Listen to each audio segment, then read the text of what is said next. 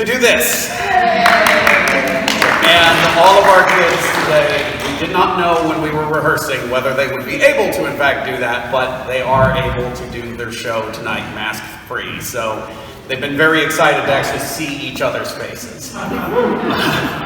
Obviously, this has been a very long year for a lot of people, and obviously, as mentioned, here, it's a very small drama showcase tonight, with chairs seated 3 apart, minimum capacity, and invitation only, and things like that. But I'm incredibly, incredibly proud of the work that these kids did this year.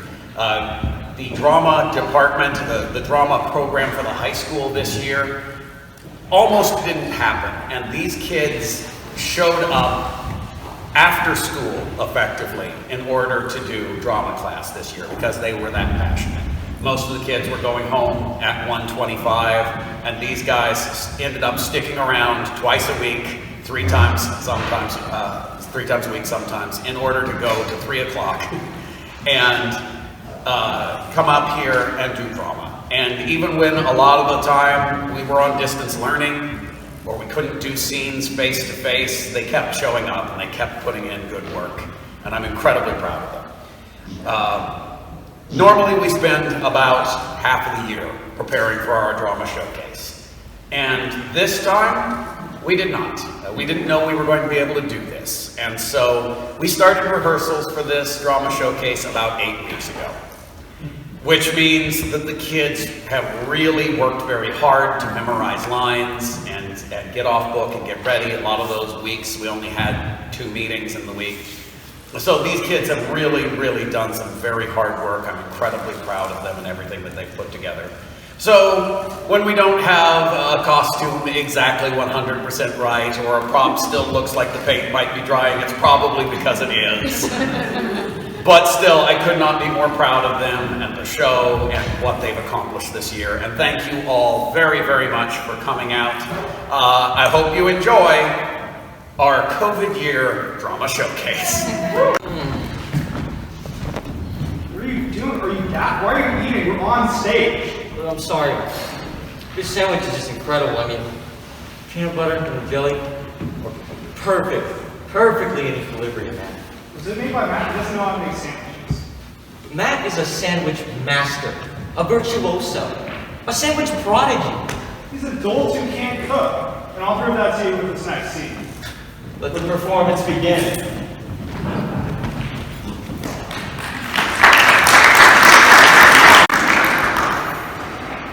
Hey guys, it's a fresh, fun, beautiful day outside. Let's do something. Oh, hey, do you guys want to go on a picnic? Oh yeah, I've got some plastic cups and plates I got at home. I got something naked. I have bread stuff. We can eat PB&J sandwiches. Awesome! And I'll bring my award-winning personality. I'm so excited. I haven't had a picnic since I can't even remember when. Matt, what are you doing? I'm making peanut butter and jelly sandwiches. Right, but why are you putting the jelly on top of the peanut butter on the same piece of bread? Because that's how you do it. No, it's not. I watch Top Chef, Matt. I know what I'm talking about. You see, you need to take each piece of bread and put each ingredient on it individually. I'm sorry, is my inferior way of spreading 2 ingredients on one slice of bread going to ruin the most basic meal of all time? So you admit it's inferior. This is stupid. You're right, that is stupid. It's not inferior, okay? This way we get the perfect proportion of peanut butter to jelly. Hey guys.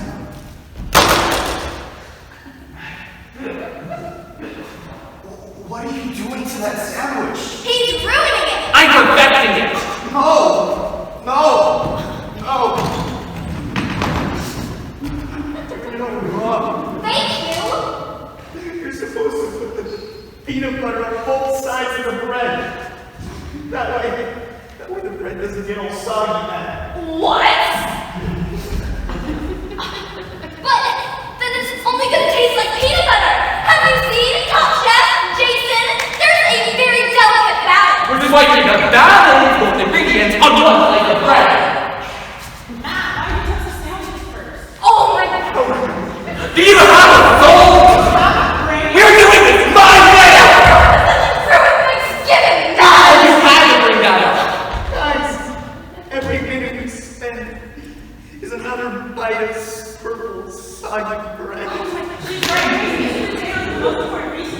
Have you made it real mashed potatoes? I go, you have to peel them, slice them, boil them, stick them in the stew, and not that like flippin' Gamgee. That's why it's one week on one day of the year! Oh, well, you're not You guys are too much fun. I don't want to be a nosy neighbor or anything, but I couldn't help but overhear you guys' conversation, and I think I can help. Have you guys ever heard of Smucker's Uber? It's perfect because the peanut butter and the jelly is in the same container.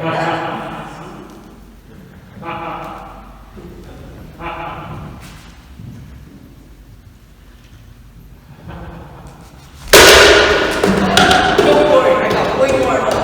I thought I could do it.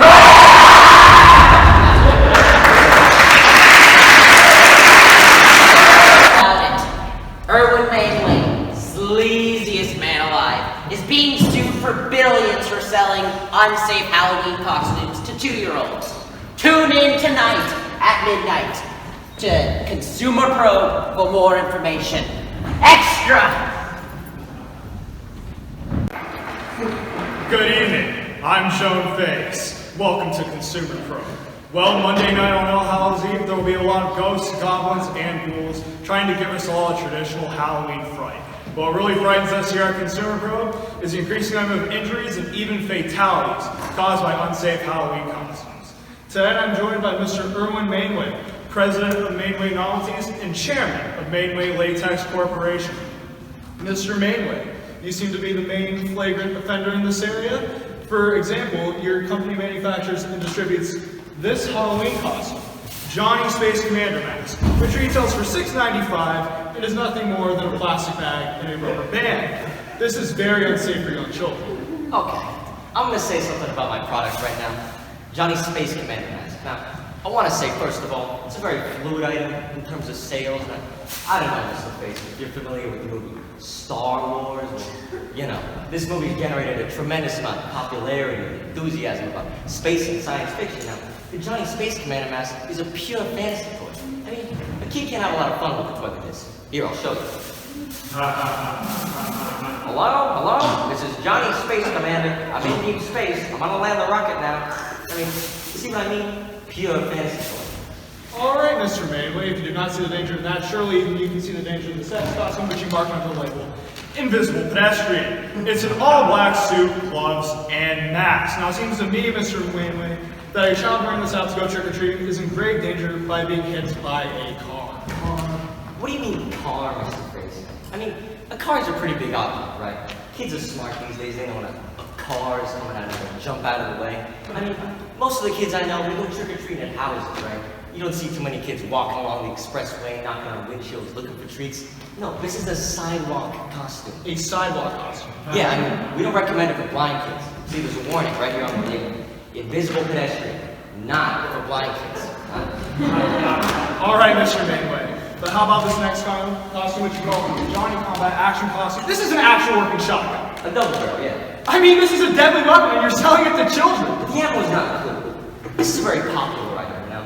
I mean, give the kid a little something special. A helmet, gun, makes him feel like a real kid. Very popular item in Texas and Detroit. What about this? Johnny Human Torch? It's a bag of oily rags and a lighter. This happens to be a favorite of mine because it's really one of the more exciting ones. You see, you just take the rags, you pin them on there like a hobo, and then flame on. Light up the night. Beautiful, I think. Mr. Mainway, I am shocked by your irresponsible attitude. I think that we all can see that your Halloween costumes should rightfully be banned from the market. Wait a second. You're saying my costumes are unsafe. Well, any item of clothing can be proven unsafe. I mean, what you're wearing, what I'm wearing. I mean, look what I've got on. Nice thin tie, right? And let's say I'm driving along in my convertible, and all of a sudden, a nice gust of wind comes along and just... I can choke to death on my back. And this shirt, I can swallow this shirt whole. Mr. Mainway, you are a very sleazy man. No, I'm after that's all the time. See this jacket? This is a rayon polyester jacket now. A jacket like this can go up in flames, just like that. Here, I'll show you. Tune in next week. Have a happy and safe Halloween.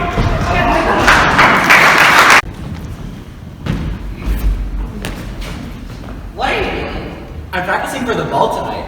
My fairy uncle says that I'm going to meet the love of my life tonight. Okay, I guess that makes sense. Whoa! Did you just say fairy uncle? Yeah, he's my uncle who likes to pretend that he's a fairy. Or at least I think he's pretending. I really worry for you sometimes. Let's move on to a scene that has some real fairies in it. Please give it up for this modern retelling of Cinderella.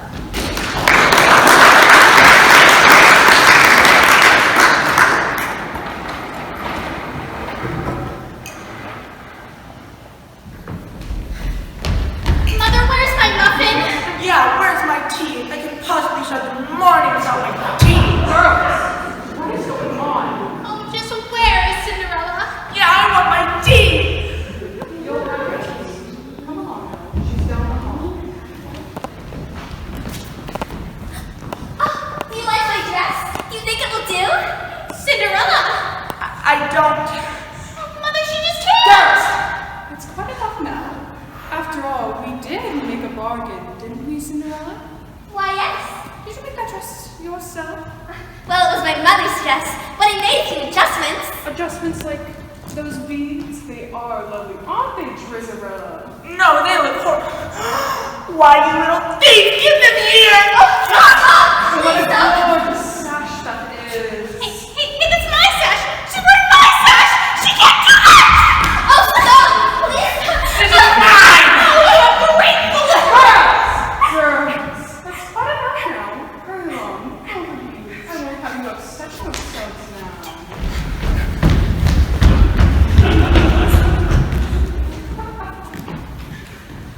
Good night, Cinderella. There's nothing left to believe in. Nothing.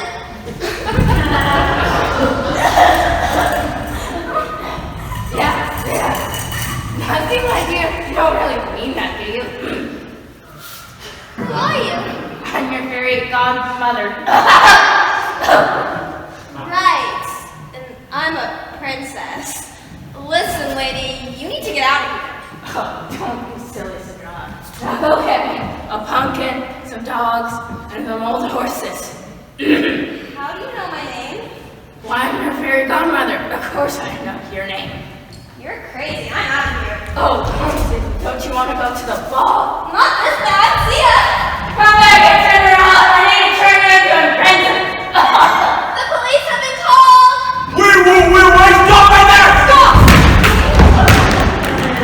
And not again!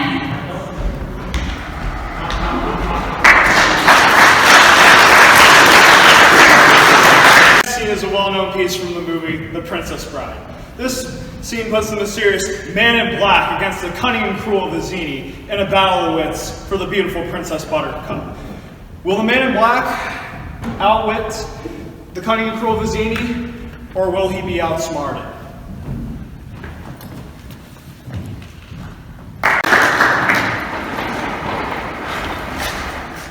So, it is down to you, and it is down to me. By all means, if you wish her dead, keep moving forwards.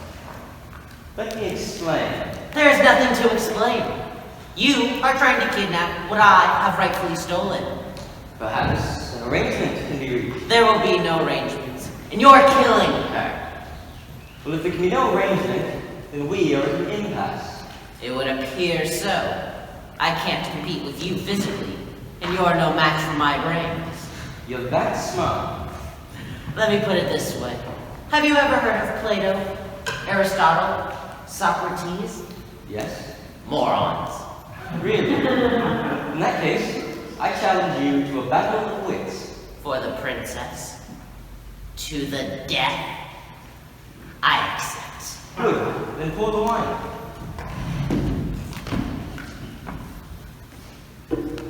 Inhale this. Do not touch.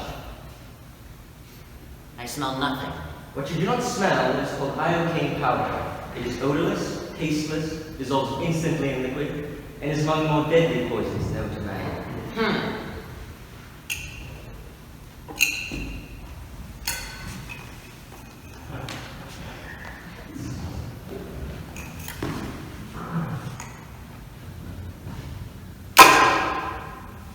Alright? Where is the poison? The battle of wits has begun. It ends when you decided we don't drink. We find out who's right and who is dead. But it's so simple. All I have to do is divine its location from what I know of you.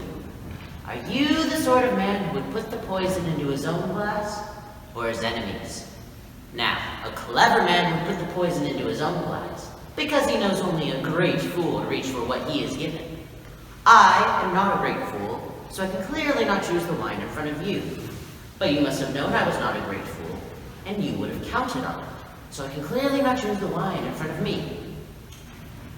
You've made your decision then? Not even remotely, because Io King comes from Australia, and as everyone knows, Australia is entirely peopled with criminals, and criminals are used to having people not trust them. As you are not trusted by me, so I can clearly not choose the wine in front of you. Truly, you have a dizzying intellect. Wait till I get going! Where was I again? Australia. Oh yes, Australia. And you must have suspected I would have known the powder's origins, so I can clearly not choose the wine in front of me. You're just stalling now. You'd like to think that, wouldn't you? You've beaten my giant, which means you're exceptionally strong, so you could have put the poison into your own glass, trusting in your strength to see. So I can clearly not choose the wine in front of you. But you've also beaten my spend, which means you must have studied. And in studying, you would have learned that man is mortal and put the poison as far away from you as possible, so I can clearly not choose the wine in front of me. You're trying to trick me into giving away something. It won't work. It has worked. You've given away everything. I know where the poison is. Then make your choice. I will. And I choose... When the road could that be? What? Where? I don't see anything. Oh. I could have sworn I saw something. No matter. What's so funny? Oh, I'll tell you in a minute. First, let's drink. You from your glass, me from mine.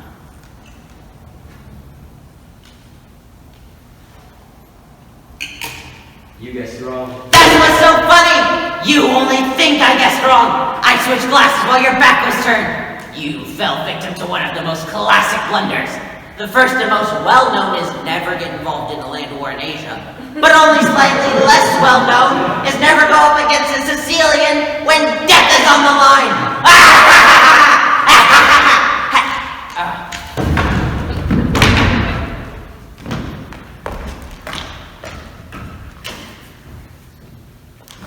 Who are you? I'm no one to be trifled with. That is all you would need now. And to think, the poison was in your glass the whole time. Both were poisoned. I've spent the last few years building up an immunity to Io King powder.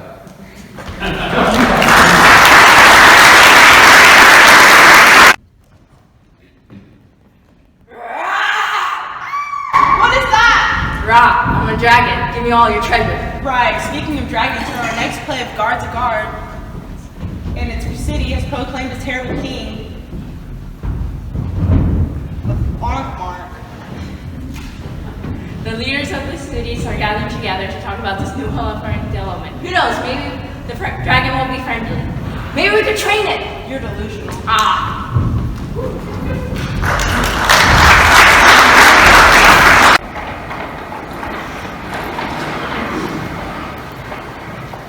Well, the way I see it, a dragon is, well, king. It may not be such a bad thing when you think through. It definitely looked gracious, sort of sleek, nice and smart, not scruffy.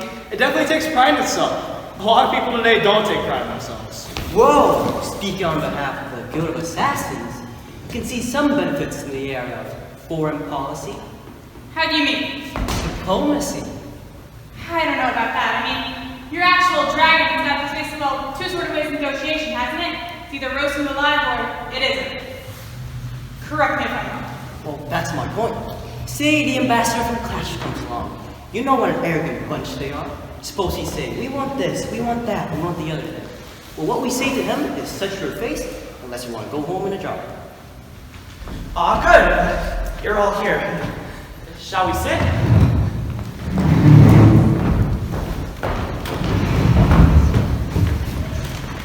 They don't mention punch. Ah, yes.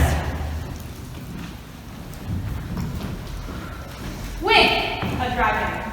Oh! You didn't think it would eat you, did you? What an idea. What an idea! The very idea. I'm sorry things are a little different, but the king hopes you will bear with it until matters can be more suitably organized. The king. Right, the king. I didn't see it. Long life to him, I say. The king recognizes there is little gold in Encore Court, but it intends to adopt a rigorous foreign policy to remedy this. Privy councilors, yeah. No doubt the Privy Councilors would then respond with even greater generosity in a matter, for example, treasure. I am sure such considerations did not even cross the king's mind. But the point is well made. Which brings us on to a further matter of some delicacy, which I am sure such broad-minded, well-traveled ladies and gentlemen such as yourselves should have no difficulty in accepting.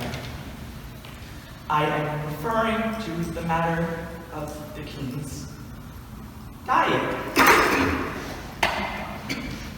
Diet? Yes. Well, we thought the king, must have been arranging matters for himself, as it were. Ah, but poor stuff. Stray animals and so forth, obviously, as a king, such makeshifts are no longer acceptable. How often is the king hungry? All the time. But it only eats once a month. It's really more of a ceremonial occasion. And, when did the king last eat? I'm sorry to say the king hasn't eaten properly since it last came here. Oh! You must understand that merely waylaying people like a common assassin, excuse me, some common murderer, I mean. There is no satisfaction in that. The whole essence of the king's feeding is that it should be an act of bonding between the king and its subjects. The exact nature of this meal. Are we talking young maidens here? Sheer prejudice. Marital status is, however, important as a social standing. It's more to do with the flavor, I believe. Please consider it. After all, it's just once a month. Families of use to the kings, privy councilors would of course be exempt. And when you think of the alternatives... Well, ladies and gentlemen, perhaps we can talk more over dinner? Perhaps not. Urgent matters back in the room some other time. Yes, we'll let you have your decision soon. Today. Goodbye. Goodbye. Help me, please. I can't run. It would find me. It would flame me. No! Not you. I will not blame you. What does voluntary mean? It means doing something of your own free will. I have no free will. They will increase my horde, or they will burn. But all the roaring and flaming, you don't need it. Foolish ape. How else would I get them to do my bidding? They'll do it of their own free will, and in time they'll come to believe it was their own idea. It'll become tradition. I know people, you see. And If you are lying, no, not to you. You know I can't. and humans really act like this. I'm sorry, that's just how we are. It's to do with survival, I think. There will be no mighty warrior sent to do battle with me. I don't think so. No heroes. Not anymore. They cost too much. But I will be eating people. And you have the effrontery to be squeamish. dragons.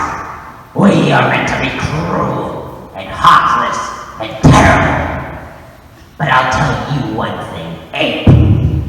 We never burned or murdered or ripped each other apart and then called it morality. Can I ask you a question? Ask. You don't need to eat people, surely. I think that's my problem with our country. Nay! It is tradition that the finest flower of womanhood should be sent to the dragon to ensure peace and prosperity. You must understand that we have always been reasonably... Do you want this state of affairs to continue? Of course. Then the need is yours, not mine. Now, get out of my sight.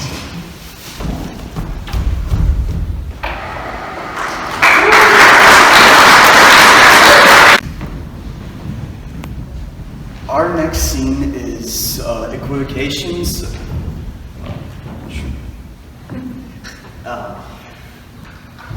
We all heard the name William Shakespeare spoken with awe and reverence, but what if I told you that not everyone thought he was so great?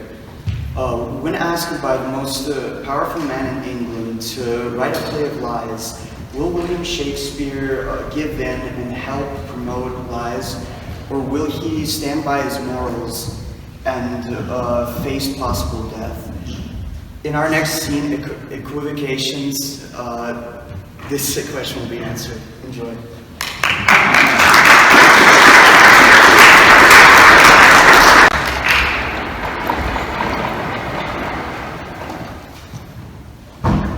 William, this is a shoddy piece of work.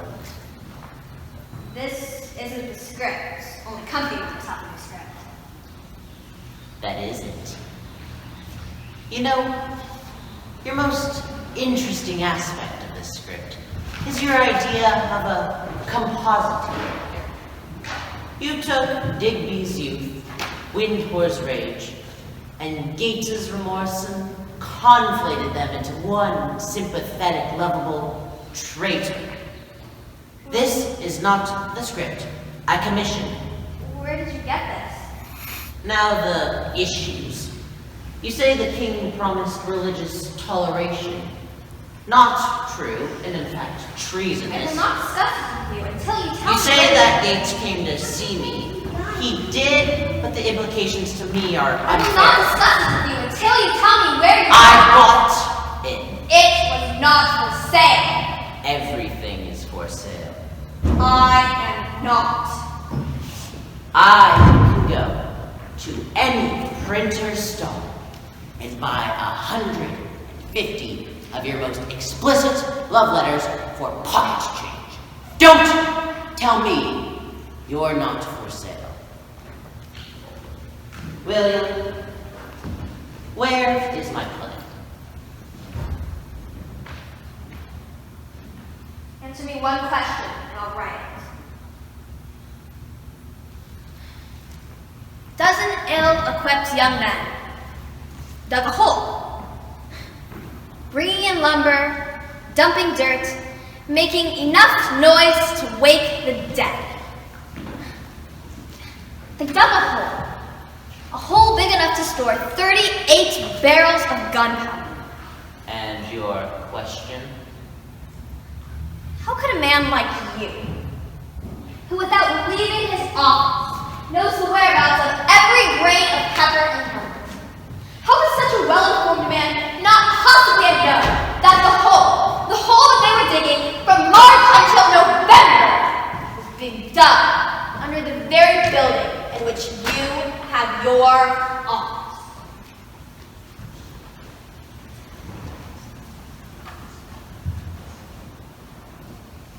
I don't understand data. I have neutralized Europe. I have set France and Spain at each other's throats to keep them off our doorstep.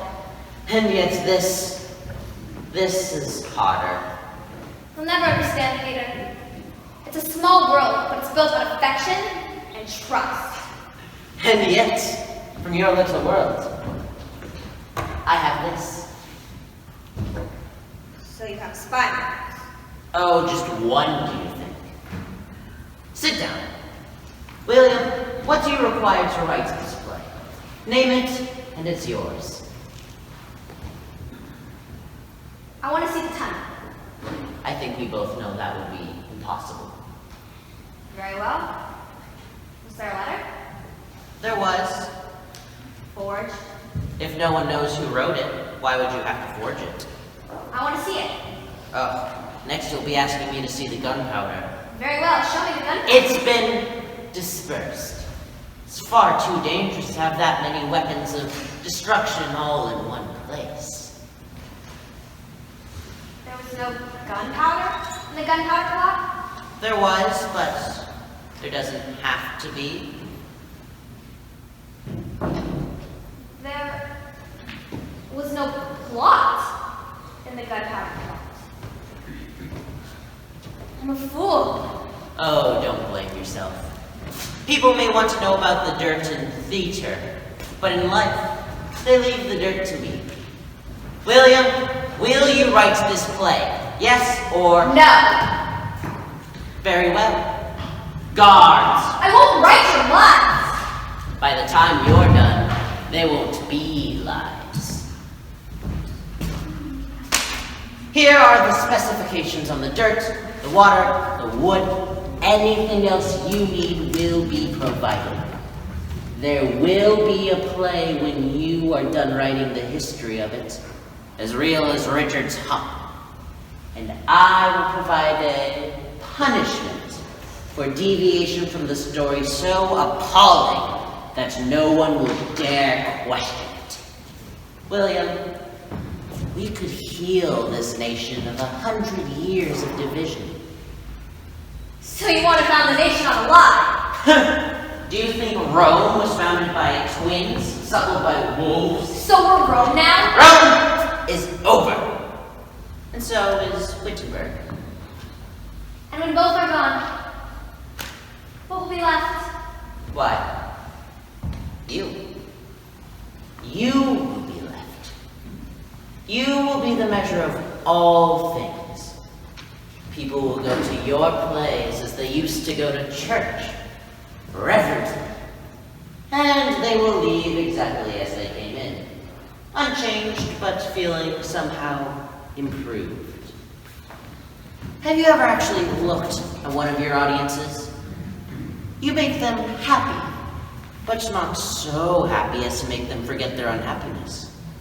You make them angry, but not so angry as to inspire them to action. You reduce all of reality to a spectacle, making action unnecessary, even impossible. Your work could outlast the Bible, which it resembles, but you've improved upon. How? You have kept the willing suspension of disbelief and gotten rid of the moral demands. You know what the precise problem is here? You're insane! I will not write your play.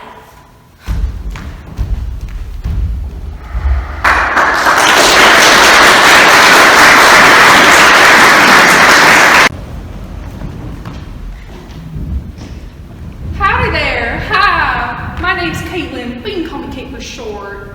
Can I ask y'all something? Have you ever had those days that just feel off? Like one day you feel like nothing can faze you, and the next day feels, well, goes downhill. Happens to me all the time, sweetie.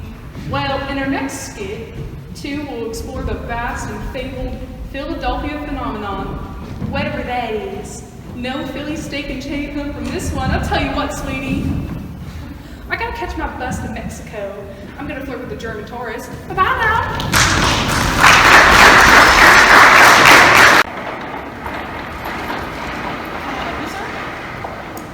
Do you know that you would look fantastic on a widescreen? 70 millimeters. Look, you want to see a menu or what? Let's negotiate here. What's the soup de journée? Soup of the day, you got your choice of Polish duck blood or creamy kidney. Beautiful. Beautiful! Kick me in a kidney. If you say so. Any oyster crackers on your seabed? Nope, all out. What about the specials today? Lay out your options. You got your cow oil brains and Fabulous. your deep fried gizzards. You are a temptress. And your pickled pig's feet. Pig's feet. Aye, put me down for a quadruped. If you say so. Any sprouts to go on those feet? Iceberg. So be it. How? Oh, Marcus, what's up? Oh, jeez. What's going on, buddy? I don't get it out. I just don't understand it. Do you need something? Oh, want a drink? I'll call the waitress. No, don't even try out. I don't know what's going on, but it's been weird today. What, like, Right from the time I got up. what happened? What's the story?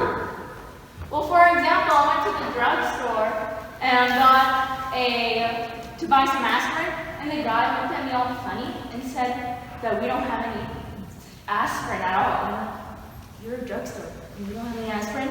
Did they have bufferin? Yeah! Advil? Yeah! Extra strength Tylenol? Yeah! But no aspirin.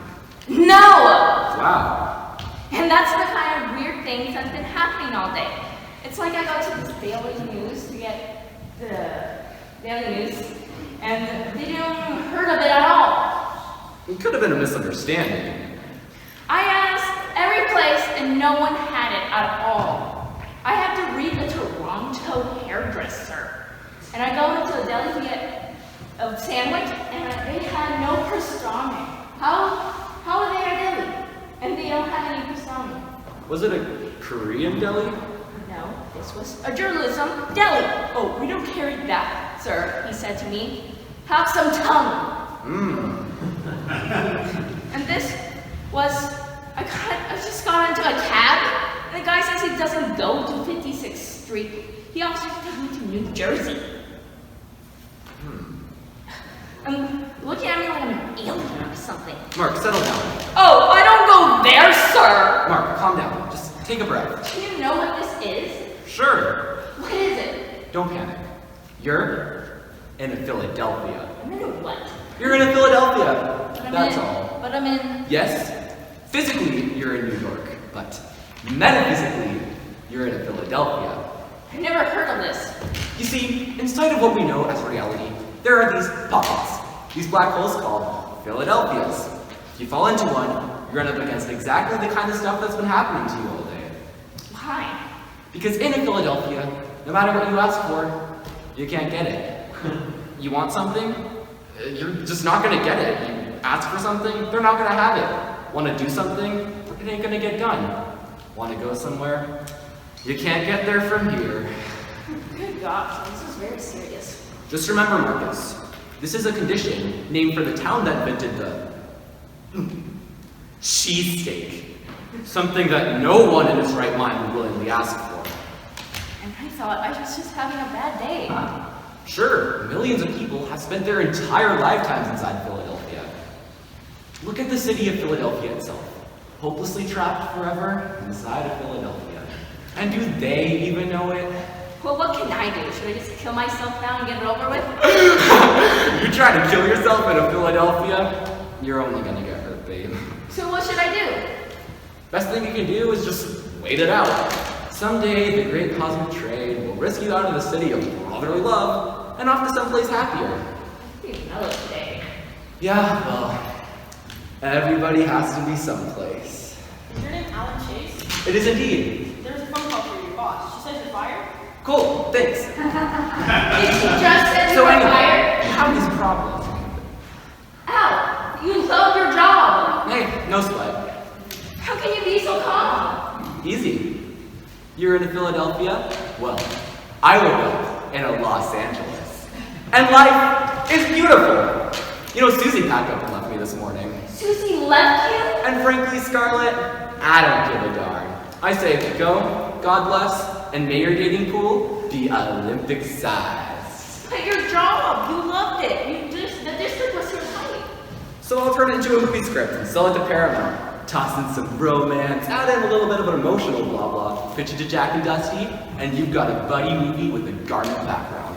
Not relevant enough?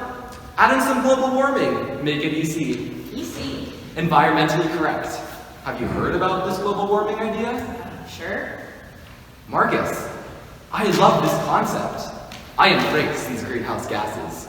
Sure, some people might get hurt in the process, but meanwhile, we'll all tan a little faster. So this is a Los Angeles? Everybody has to be someplace. Wow. You want my advice?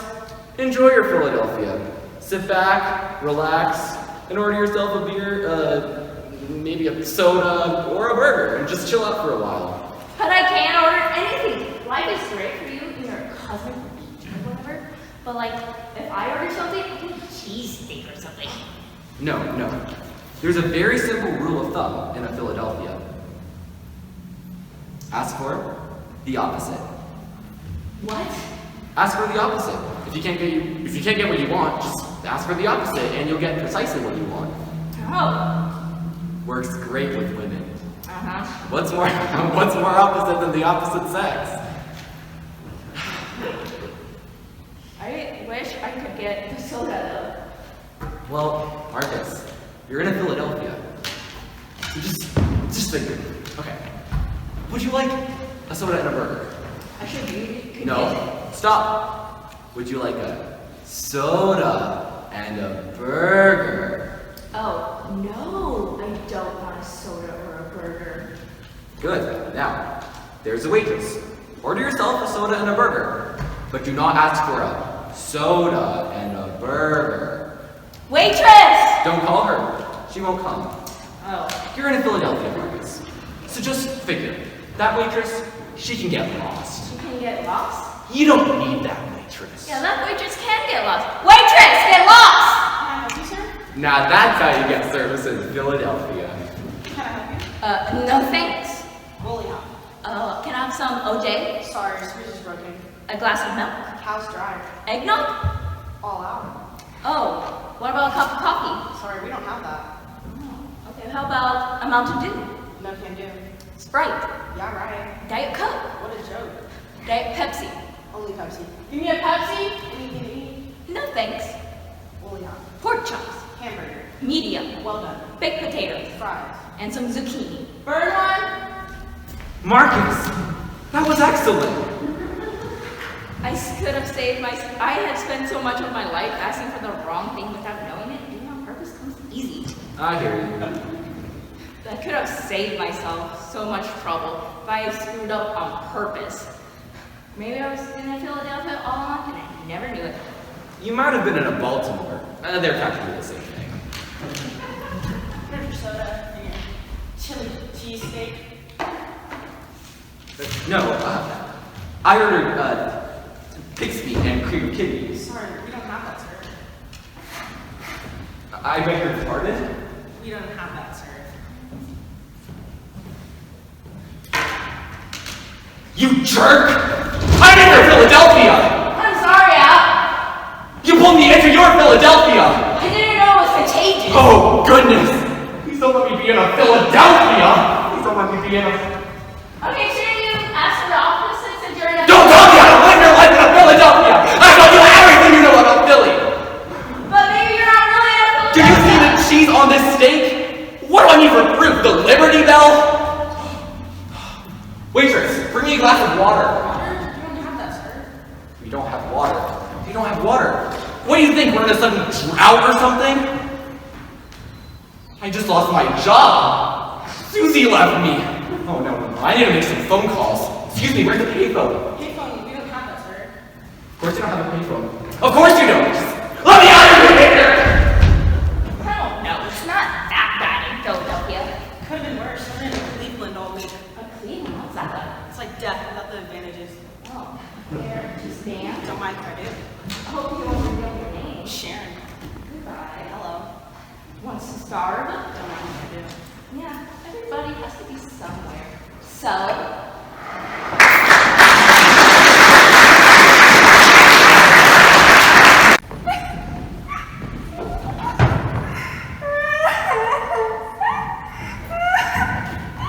What's the matter?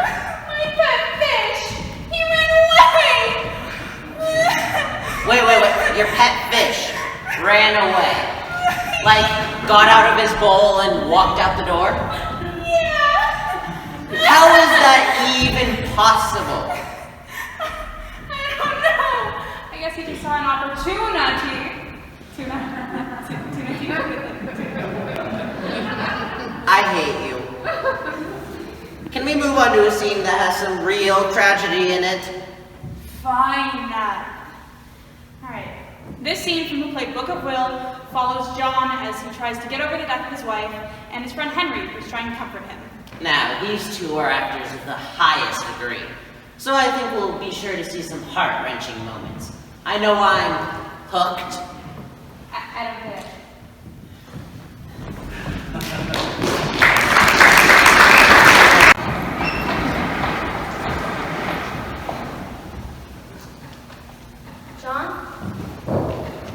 John, it's midnight. You shouldn't be here. What? I said you shouldn't be here. Come on, come home. There's no home without her. There's nowhere to go. I know it feels like that. I know it does. But you can come with me. Why? Because this is the hardest thing you'll ever have to go through. I won't have you go through it alone. Now, Elizabeth insists that you come and eat with us. I have never thought food as useless as I do now. And we'll both starve. On stage, in the dark.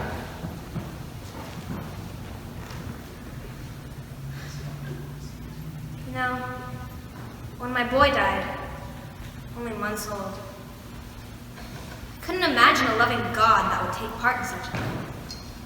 And I told him so, in my prayers, silent, because I knew I'd be the one on the ground if anyone heard what I thought of God, this taking and taking. Then I realized how many grieving prayers must hit God's ear every night. Sons without fathers, husbands without wives, mothers, godly mothers. All of that grief on God's ear constantly. And then I felt sorry for God, which made me laugh, which made me feel alive again. Funny how that worked out, didn't it? That's a good story. Why do we bother? With what? With stories, dramas, especially the dramas. Isn't that ridiculous? Grown men dressing up as kings and even more ridiculously queens. And the people come to see it. And they laugh. But they also weep. They weep with us. Why do they do it? Because stories are real in their own ways. No. Real life just keeps going on, and the villains aren't caught, and the endings aren't right, and it's rough seas and dark days, and we sit here in this barn playing fictions for willing dreamers. We tell it over and over and over again, and I sit through it, and it's false, and it's hot air, and I need it. When I have nothing left to say, I need it. When I've hurt so much I can't breathe, when I've got a horse for a heart and it won't stop running and pounding and running me down, I need it. John. Am I godless? I look to fairies and false kings instead of holy people. Does that a heathen make? No, of course not. I cannot breathe without her. I cannot breathe at home, or in the yard, or in the street where she now lies, but here I am come, and I am pulled into meeting, and that is the greatest fiction of all, meaning anything. And God and his angels mock us with every ending we play for, except for the tragic ones, for if they aren't tragedies yet, they will soon enough be. Stories of forged life. Life's a tempest of loss. Why do we bother with any of it?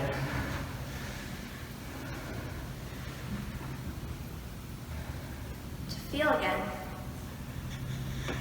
I feel enough. I said to feel again.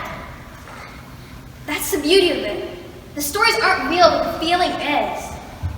And it comes to us here. Player and grounding alike. Your favorite story just ended? Come back tomorrow, we'll play it again. Don't like the story you're in? A new one starts in an hour. Come here. Come again. Feel here.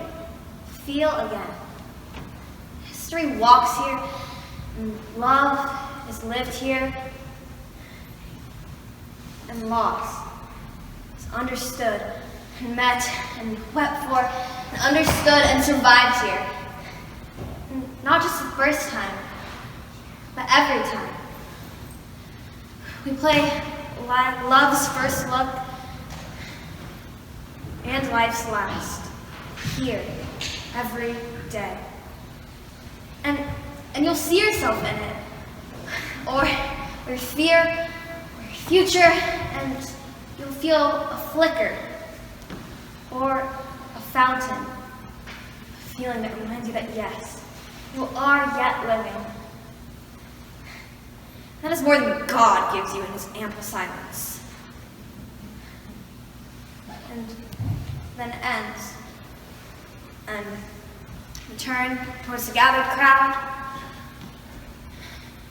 and we bow, because the story was told well enough.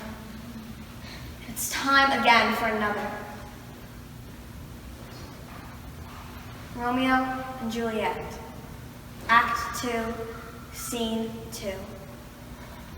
It is my lady, oh. It is my love that she knew she were. Mourn her, honor her, but do not join her yet.